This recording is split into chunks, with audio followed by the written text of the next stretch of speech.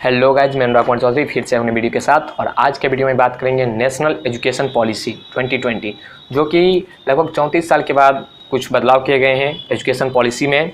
तो क्या सब बदलाव हैं उसके बारे में चर्चा करेंगे। और मेनली जो लोग अभी समझ नहीं पा रहे हैं, जो मतलब 5+3+3+4 ये क्या है, तो इसके बारे में चर्चा करेंगे। बहुत लोग सोच रहे हैं जब 10th का बोर्ड हट गया, 12th का, इसके बारे में डीपली से चर्चा करेंगे। लेकिन जो सब मतलब बदलाव किए गए हैं वो मैं आपको बता देता हूँ।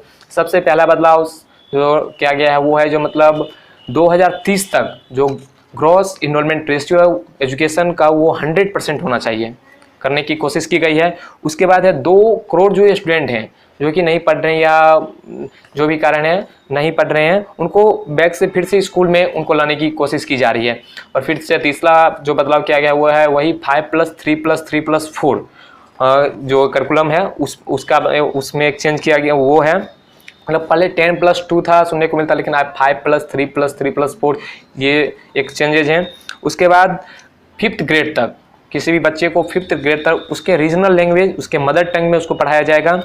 और उसके बाद जो है 50% मतलब 50% जो है सीट है मतलब 2035 तक बढ़ाया जा सकता है हायर एजुकेशन के लिए। मतलब 3.5 करोड़ मतलब 3.5 करोड़ सीट जो है वो इंक्रीज किया जाएगा 2035 तक। उसके बाद हायर एजुकेशन में मतलब कुछ फ्लेक्सिबिलिटी दिया गया है सब्जेक्टों का। पहले स्ट्रीम था मतलब साइंस कॉमर्स, अब वो स्ट्रीम का कोई झंझट नहीं, आप जो मन है वो सब्जेक्ट लेकर आप पढ़ सकते हैं। और उसके बाद फिर से मतलब मल्टीपल एग्जिट, मतलब जैसे पहले था जो ग्रेजुएशन करते थे तो आपको मतलब हर साल मतलब रिपोर्ट कार्ड मिलता था, लेकिन अब वैसा नहीं है।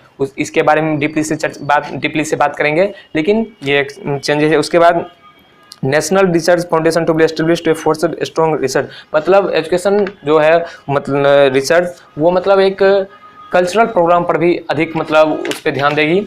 उसके बाद लाइट मतलब हल्का किया गया है एजुकेशन सिस्टम, लेकिन टाइट किया गया है एजुकेशन सिस्टम जो न्यू एजुकेशन पॉलिसी जो 2020 आया है इसमें।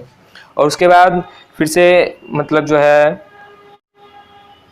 और इसमें न्यू एजुकेशन पॉलिसी में मतलब फंड्स दिए जाएंगे। फंड्स मतलब अधिक मिलेगी सरकार को, जो भी है मतलब वो अच्छे इंफ्रास्ट्रक्चर को डेवलप कर सके इसके लिए उनको फंड्स मिलेगी। तो ये सब कुछ बदलाव है। कुछ छूट गएंगे तो मैं जो है मतलब डिस्क्रिप्शन बॉक्स में लिंक डाल दूंगा, आप वहाँ से डाउनलोड करके सारा आप देख सकते हैं।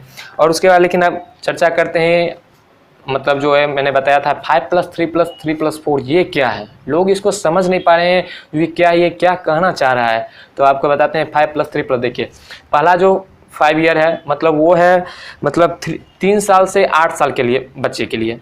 तो उसमें जो है मतलब अब 3 साल से 8 साल के बच्चे इसको मतलब 5 ईयर से फाउंडेशन स्टेज कर सकते हैं। मतलब 3 साल से 8 साल के बच्चे को मतलब उसको मतलब जो ABCD है मतलब 1 से 100 है ये सब मतलब ये जो 2 साल और उसमें सिखाया जाएगा। और ये 8 तक जो भी है इसको फाउंडेशनल स्टेज मतलब उसका फाउंडेशन एक बिल्ड किया जाएगा। जिससे किसी भी घर को बनने के लिए एक फाउंडेशन बिल्ड किया जाता है, अच्छा फाउंडेशन।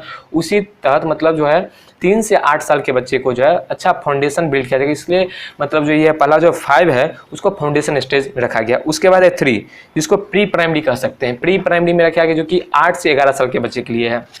जो 8 से 11 साल के बच्चे हैं उनके लिए ये 5+3 जो आ गया 8 से 11 साल के लिए बच्चे के लिए है, जो कि प्री मतलब प्राइमरी कह सकते हैं। उसके बाद फिर से जो 3 है उसको मतलब प्रीपेटरी स्टेज।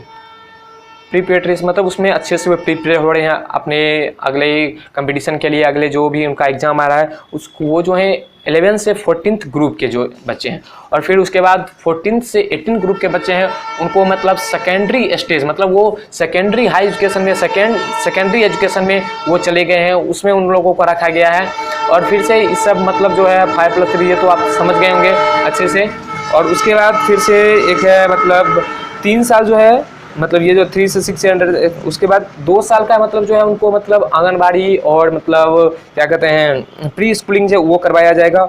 और एक बात बहुत ही जरूरी बात, NCERT जो है डेवलप कर रही है national curriculum and pedagogical framework for earlier childhood care and education. बहुत ही बड़ा है फॉर NCPEECC मतलब ये शॉर्ट फॉर्म है जो मैंने बताया है।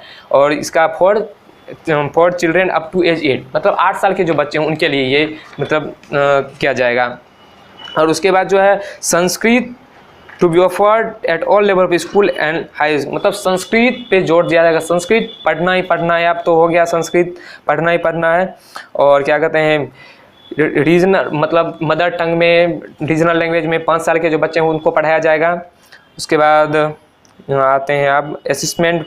ये असेसमेंट रेफर मतलब बहुत जो बता रहा था, जो कह रहे हैं 10th का बोर्ड हट गया, 12th का बोर्ड हट गया, ये सोच रहे हैं, तो नहीं, ऐसा कुछ नहीं। सभी स्कूल सभी मतलब स्टूडेंट को जो है स्कूल एग्जामिनेशन ग्रेड 3, 5 और 8 में मतलब कंडक्ट किया जाएगा, मतलब ऑपरेटिव अथॉरिटी के द्वारा, appropriate authority. Board exam for grades 10 and 12 be continued, मतलब वो होगा 10th और 12th में बोर्ड होगा, लेकिन उसमें कुछ चेंजेज किए जाएंगे। क्या चेंजेज होंगे वो अभी मतलब नहीं जारी किया गया, जो चेंज होंगे, जो अपडेट आएगी मैं आपको बता दूंगा। और चिल्ड्रेन विथ मतलब जो चिल्ड्रेन मतलब डिसेबल्ड हैं, जो चिल्ड्रेन डिसेबल्ड हैं वो मतलब जो हायर एजुकेशन में रेगुलर क्लास नहीं कर पाते हैं, या जो भी है मतलब उनके लिए अच्छे टीचर नहीं मिल पाते हैं, जिस वो डिसेबल्ड हैं, तो उनके लिए भी मतलब व्यवस्था की जाएगी, उनके लिए प्रॉपर ट्रेनिंग दिया जाएगा, ट्रेनर रखा जाएगा, उनके लिए प्रॉपर किया जाएगा ये सब कुछ। और फिर से मतलब वालों के लिए, ग्रेजुएशन वालों के लिए बहुत ही अच्छा न्यूज़ है। सो मतलब आप जो है कभी भी एग्जिट कर सकते हैं। 3 से 4 साल का जो ग्रेजुएशन पीरियड होता है उसमें आपको एप्रोप्रिएट सर्टिफिकेट के साथ आप एग्जिट कर सकते हैं। मान लीजिए आपने 1 साल का कोर्स किया तो उसमें जो है मतलब सर्टिफिकेट मिलेगा 1 साल के बाद, और उसके बाद अगर आपने 2 साल का कर दिया तो एडवांस डिप्लोमा, और अगर 3 साल कर दिया बैचलर डिग्री आफ्टर 3 ईयर, और फिर से 4 साल का हो गया बैचलर विथ रिसर्च आफ्टर 4 साल। 4 साल का आप लोगों ने आपने कर लिया तो आपको मतलब है सो मिल जाएगा 4 साल का बैचलर और रिसर्च डिग्री, मतलब पूरा आपका खत्म कंप्लीट होगा। इसमें जैसे पहले होता था आपने कर लिया 1 साल और फिर आप छोड़ दिया, आपका एग्जाम छूट गया तो फिर से आपको दिक्कत होता, फिर से आपको शुरू से स्टार्ट करना पड़ता। लेकिन अब इसमें ऐसा नहीं, आपने 2 साल किया, आपने मतलब डिप्लोमा ले लिया, आपको कहीं जॉब मिला है, जॉब कर लिया, जो भी आपका है वो आप कर सकते हैं। इसमें कोई आप मतलब एग्जिट ऑप्शन है, आपको कोई दिक्कत नहीं होने वाली है। और एक बार मतलब क्लास 6 से ही कोडिंग भी चालू कर, मतलब 1-2 पॉइंट छूट गया तो मैं इसमें बता रहा हूँ। क्लास 6 से जो मतलब कोडिंग भी बताया जाएगा, बहुत ही अच्छा चीज़ है कोडिंग, मतलब वो मतलब फ्यूचर में बहुत ही ज़रूर पड़ेगा। तो अभी से ही हमारे मतलब गवर्नमेंट ने इस चीज़ पर ध्यान दिया और चालू करने की कोशिश की है, तो बहुत ही अच्छा है। और जो है मतलब ये एमफिल को हटा दिया गया है, बीएड्स करने के, बीएड पीएचडी, जो बीएड सॉरी पीएचडी तो करना था, उसमें एमफिल एमए के बाद एमफिल फिर पीएचडी, तो लेकिन अब एमफिल को हटा दिया गया है। और एक बार टीचर एजुकेशन, मतलब टीचर के भी एजुकेशन पर ध्यान दिया गया। अगर आप टीचर हैं, अगर आप पढ़ाना चाहते हैं, minimum degree qualification teacher will be 4 year integrated B Ed degree, मतलब 4 साल का आपके पास बीएड का डिग्री होना चाहिए, तभी आप मतलब टीचर पढ़ा सकते हैं, आप पढ़ा सकते हैं। तो और जो है मतलब पॉलिसी का जो एम है वो है 100% मतलब एडल्ट को एजुकेशन मिलना, ये पॉलिसी का एम है। और financial education the centre and the state will work together to increase the public investment in education sector to reach 6% of GDP at the earliest, मतलब 6% का जीडीपी मतलब वो इनके मतलब रीच करना चाह रही है, मतलब ये।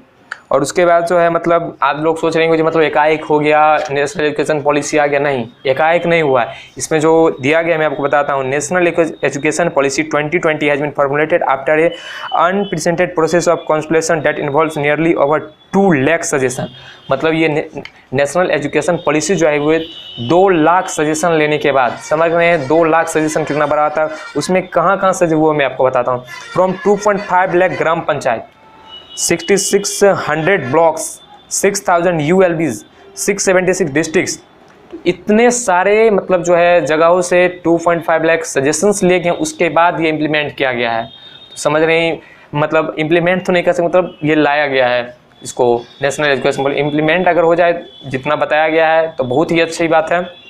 उसके बाद दी MHRD मतलब initiated an unprecedented collaborative inclusive the higher participating consultation process from January 2015, मतलब ये 2015 से ही ये चालू था ये सब करने के लिए। इसने जो मैंने बताया ढालाई ये 2015 से ये सब चालू थे, समझ रहे हैं। लेकिन अगर ये सब इम्प्लीमेंटेशन हो जाते हैं तो अच्छा रहेगा। मैं चाहूँगा इस तरीके से इसको इम्प्लीमेंट किया जाए, जैसे मोबाइल में कोई ऐप इंस्टॉल करते हैं जैसे, तो वो अनइंस्टॉल होता है उसके लिए कोई, लेकिन अगर फ़ोन के साथ जो ऐप आते हैं जैसे यूट्यूब है, कैलकुलेटर, ये सब जो ऐप आते हैं, इसको आप अनइंस्टॉल जब करने जाओगे तो लिखाता है फोर्स स्टॉप, मतलब फोर्स स्टॉप करेगा तभी उड़केगा, नहीं तो अनइंस्टॉल बनेगा उस। और मैं चाहूँगा इसको इस तरीके से इम्प्लीमेंट किया जाए, मतलब इसमें फोर्स स्टॉप का भी ऑप्शन नहीं रहे, अनइंस्टॉल की बात तो दूर, फोर्स स्टॉप का भी ऑप्शन नहीं रहे। तो थैंक यू।